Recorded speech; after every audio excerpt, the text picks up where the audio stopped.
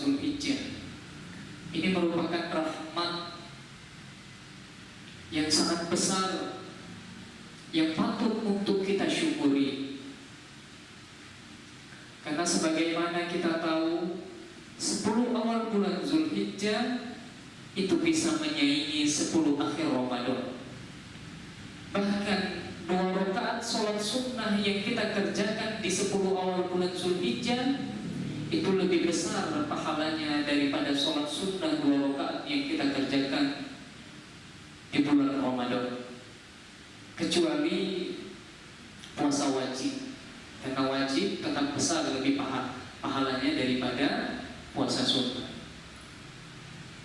Hadirin rahimani wa rahimakumullah, kembali kami sampaikan bahwasanya sabdanya Nabi kita Muhammad sallallahu alaihi wasallam dari hadisnya Imam Bukhari an Abi Ayyub Al-Ansari radhiyallahu anhu qala ma min ayyamin al-'amalu salihu fiha ahabbu ila Allah min hadhihi al-ayyam, yakni ayyam al-'ashr. Bahwasanya tiada hari-hari sepanjang tahun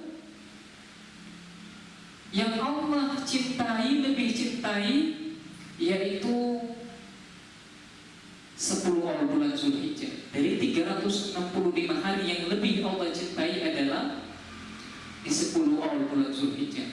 Dan sekarang kita sudah berada di 10 awal bulan Zulhijjah. Bahkan hadirin, amalan sekecil apapun yang kita lakukan, baik sunnah maupun wajib, mengalahkan pahala jihad. Para sahabat bertanya, ya Rasulullah, katanya, wala jihad fi sabilillah, ya Rasul, berperang di jalan Allah, apakah juga belum bisa mengalahkan makna hadis?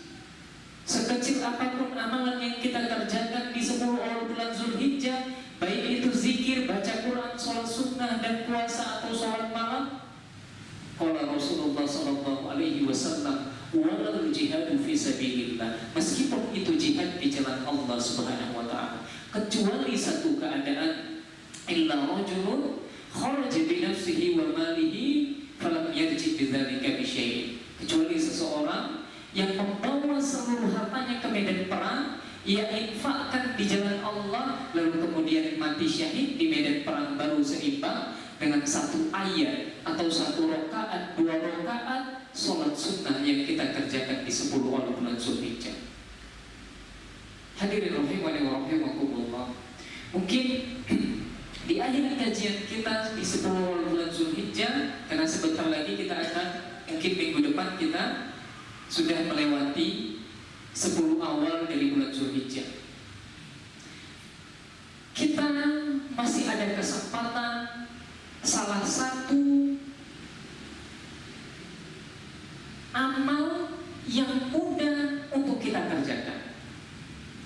Mungkin 3 minggu yang lalu atau 2 minggu yang lalu pernah kami sampaikan bahwasanya Allah Subhanahu wa taala menyebutkan dalam firman-Nya, fayadhkurusmallahi fi ayyamin ma'lumat, bahwasanya kita dianjurkan untuk memperbanyak mengingat Allah fi ayyamin ma'lumat, yakni di hari-hari yang telah ditentukan, yaitu 10 awal bulan Zulhijjah, kata para ahli tafsir. Kemudian di ayat yang lain juga, fa'aksiru fihinna minat tahlili wal takbiri wal tahmid, kita diperintahkan untuk memperbanyak tahlil, la ilaha illallah, takbir, Allahu akbar, tahmid, pujian kepada Allah Subhanahu wa taala. Dan bahkan Ibnu Umar dan Abu Hurairah itu keluar waktu itu ke pasar sembari bertakbir kepada Allah, yaitu yang berhubungan dengan takbir muqayyad dan takbir mutlak, yaitu Allahu akbar, Allahu akbar, la ilaha illallah, Allahu akbar, walillahil hamd. 1 menit hadirin,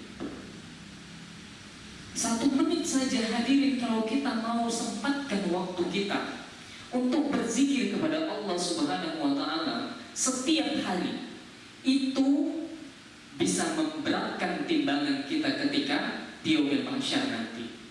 Ini di luar 10 orang bulan Zulhijjah, apalagi ketika kita kerjakan di 10 orang bulan Zulhijjah. Apa kata Rasul kita Muhammad sallallahu alaihi wasallam? Khafifatani alal lisani, 2 kalimat yang ringan di mulut, sakilatani fil mizan, namun hadirin berat timbangannya ketika di yaumil mahsyar nanti. Habibatani ila rahman, dan bahkan bisa mendatangkan cintanya Allah Subhanahu wa Ta'ala kepada kita. Cintanya Allah loh hadirin, bukan cinta seorang presiden, bukan cinta seorang raja, cinta dari pencipta segala makhluk, cinta dari pencipta dunia dan seisinya, yaitu Allah Subhanahu wa Ta'ala. Subhanallah wa bihamdihi subhanallahil azim. 2 kalimat ringan, 1 menit hadirin. Kita coba subhanallah wa bihamdihi subhanallahil azim 40 kali 1 menit. 1 hari kita sempatkan waktu kita 1 menit untuk mengucapkan subhanallah wa bihamdihi subhanallahil azim 40 kali. Allah memberikan berat timbangan kita di mizan nanti. Zikir hadirin, amalan yang paling mudah untuk kita kerjakan, tanpa perlu berwudu, tanpa perlu di masjid. Pulang dari sini sambil jalan kita bisa mengucapkan zikir.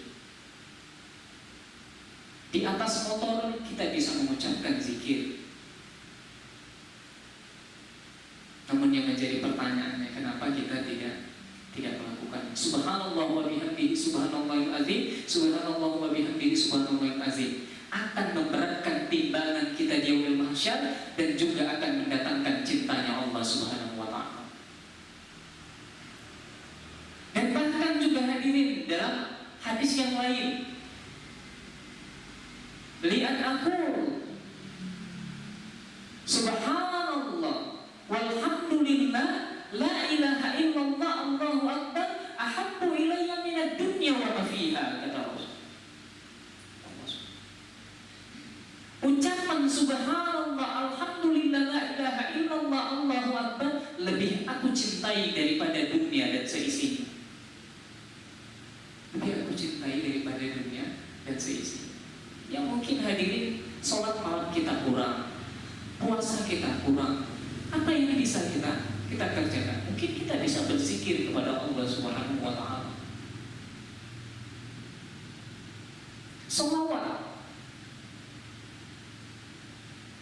Solawat juga sangat mudah sekali hadirin.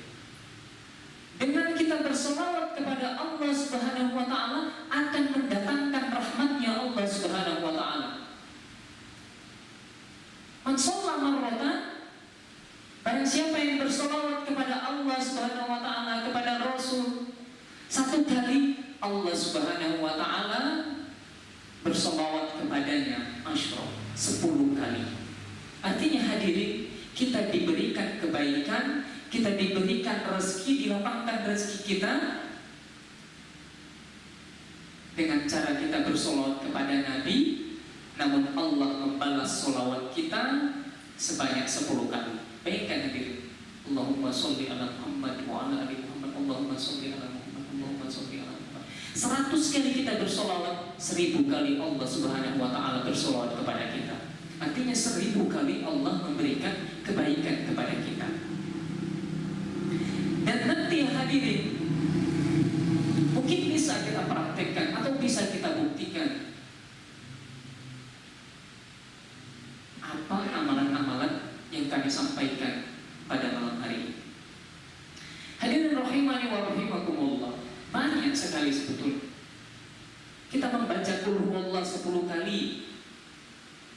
Mungkin kita susah sholat sunnah rawatib yang 12 rakaat dalam 1 hari. Karena pada barang siapa yang sholat sunnah 12 rakaat maka akan dibangunkan rumahnya di surga. Mungkin kita lalai baca Qul huwallahu ahad 10 kali kita baca, maka akan dibangunkan istana kita di surga. Kenapa kita sempatkan waktu kita untuk itu?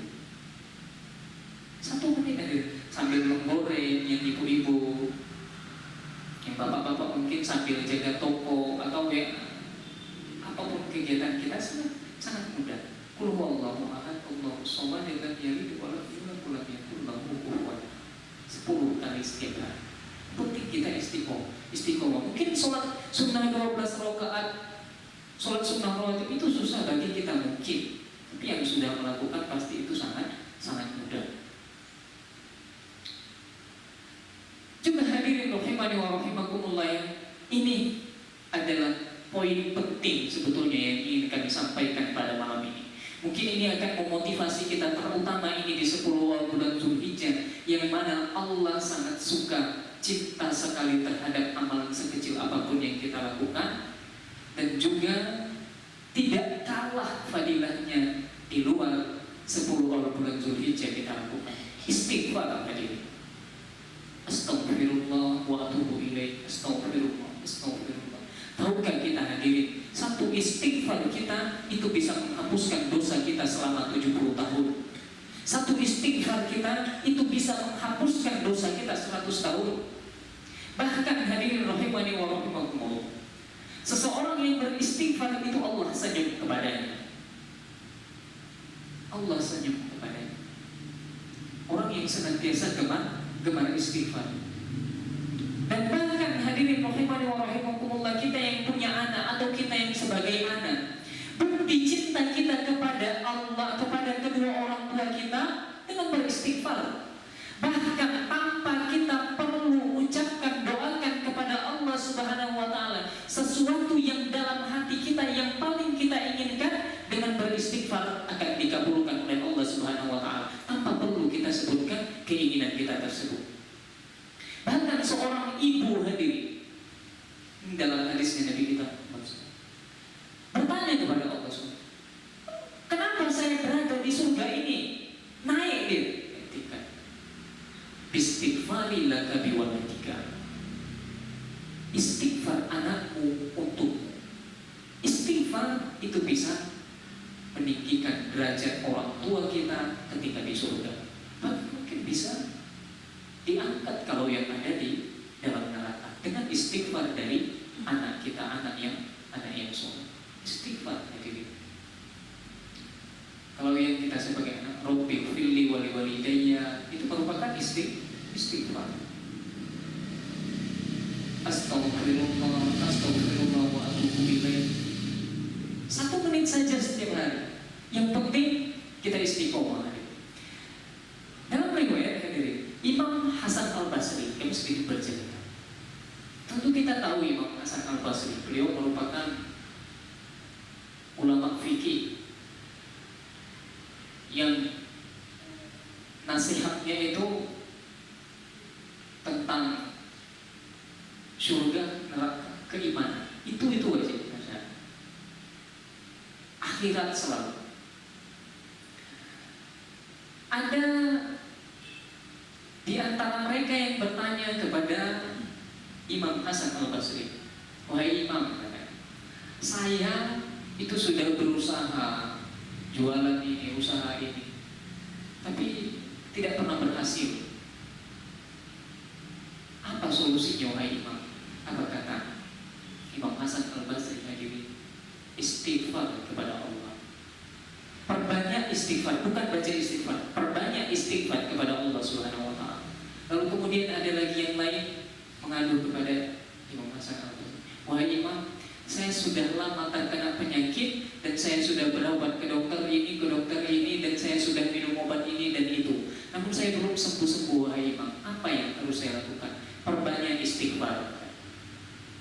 Lalu kemudian istrinya bertanya, wahai suamiku, katanya, yang pertama itu tentang usahanya tidak pernah berhasil. tidak membuat dia kaya? Kenapa engkau tidak berikan solusi, memberikannya modal atau memberikan ini dan lain? Apa kata imam? Bukankah dia sudah berusaha dan sudah memiliki modal? Jadi yang menghambat dari rezekinya adalah dosa-dosanya. Jadi istighfar dia kepada Allah Subhanahu wa taala. Yang satu, kenapa engkau tidak tunjukkan dia dokter? Tidak engkau tunjukkan dia obat? Hanya dia sudah berusaha berobat kemana-mana. Dalam riwayat lain, muridnya yang bertanya. Dia sudah berusaha, bisa jadi dia tidak sembuh dari penyakitnya karena dosa-dosanya kepada Allah Subhanahu wa taala. Dalam Quran surah An-Nur, hadirin, surah An-Nur juz 29. Kalau tidak salah di ayat 10, apa kata Nabi Nuh, hadirin? Faqultu astaghfiru rabbakum innahu kana ghaffara. Aku mengatakan kepada umatku, karena mereka mungkin banyak dosa, karena Nabi Nuh itu merupakan salah satu nabi yang sedikit umatnya. Dia mengatakan kepada umatnya supaya diberikan hujan dan rezeki. Faqultu astaghfiru rabbakum innahu kana ghaffara. Aku katakan kepada mereka untuk beristighfar agar mereka diampuni oleh Allah Subhanahu wa taala. Dan kemudian di ayat 11-nya, hadirin, dikatakan oleh Allah Subhanahu wa taala, yursilis samaa 'alaikum midrara wa yumdidukum. Kemudian hadirin, yursilis samaa 'alaikum midrara, diturunkan sama Allah Subhanahu wa taala hujan dari langit. Artinya hujan merupakan rahmat, rezeki. Rahmat dan rezeki.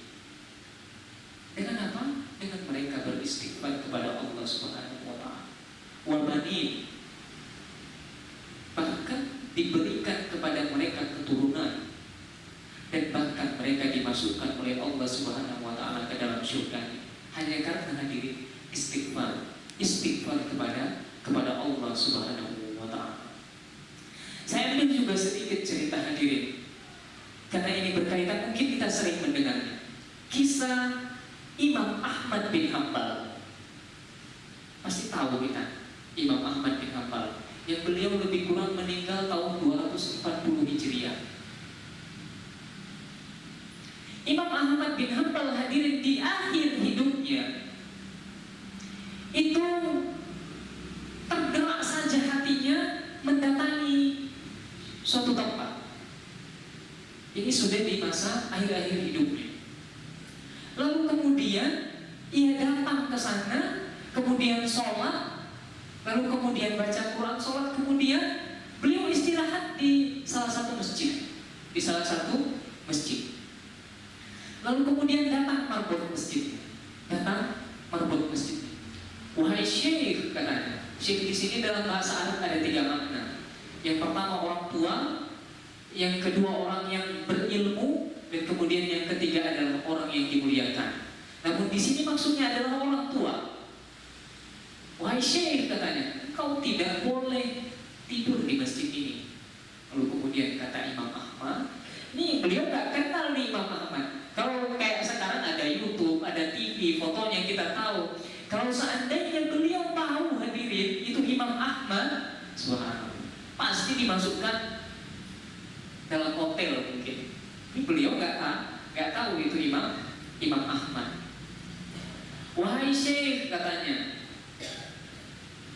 engkau tidak boleh tidur di masjid ini. Lalu kemudian hadirin, kata Imam Ahmad bin Hanbal, wahai fulan, saya seorang musafir. Saya ingin istirahat. Tidak, wahai syekh, katanya, silakan engkau keluar. Dikeluarkan, didorong Imam Ahmad, didorong keluar. Kemudian di depan masjid beliau istirahat situ. Lalu kemudian yang marbot masjidnya ini bikanya keluar pulang. Lalu dia melihat lagi Imam Ahmad tidur lagi. Wahai syekh, katanya, engkau tidak boleh istirahat di sini. Lalu kemudian Imam Ahmad kembali, wahai fulan, saya ingin istirahat, saya musafir. Tidak boleh, katanya.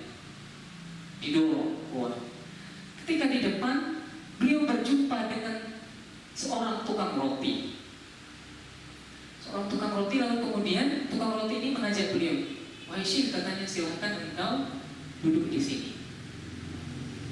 Itulah. Kemudian ada tempat istirahat di belakang tukang roti ini.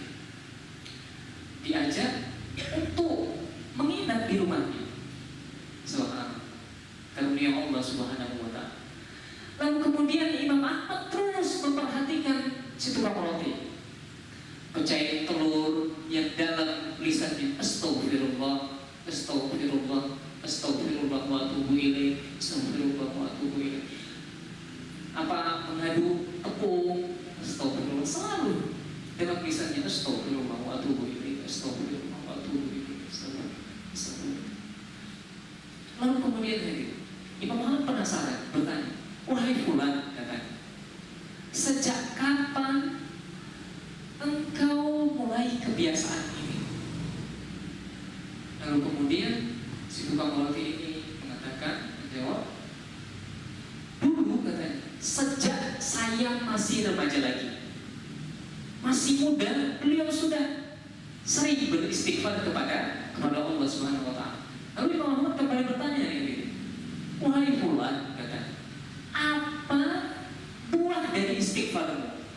Lalu kemudian si tukang roti ini, hadirin rahimani wa rahimakumullah, ia menjawab, sungguh, katanya, belum ada satupun permintaanku yang belum dikabulkan oleh Allah Subhanahu wa ta'ala, kecuali satu, katanya. Saya ingin, dan ini saya sudah berdoa kepada Allah bertahun-tahun dan juga beristighfar kepada Allah, namun belum dikabulkan. Apa itu, wahai fulan? Saya ingin sekali berjumpa dengan Imam Ahmad bin Hanbal, katanya. Subhanallah, hadirin. Langsung Imam Ahmad bertakbir kepada Allah Subhanahu wa ta'ala. Allahu Akbar, katanya. Berarti, wahai fulan, istighfarmu lah yang membawamu ke tempatmu ini. Istighfarmu lah yang membuat marbot masjid mendorongmu keluar dari masjid. Istighfarmu lah yang membuatmu keluar dari halaman masjid dan juga berjumpa denganmu. Dan istighfarmu lah yang membawaku ke dalam rumahmu ini. Dan istighfarmu lah yang membawaku untuk berjumpa denganmu. Saya Imam Ahmad bin Hanbal. Subhanallah, hadirin. Merinding kita. Imam Ahmad, imam mazhab, dengan seorang tukang roti. Namun Imam Ahmad yang menjumpai tukang roti tersebut. Kenapa?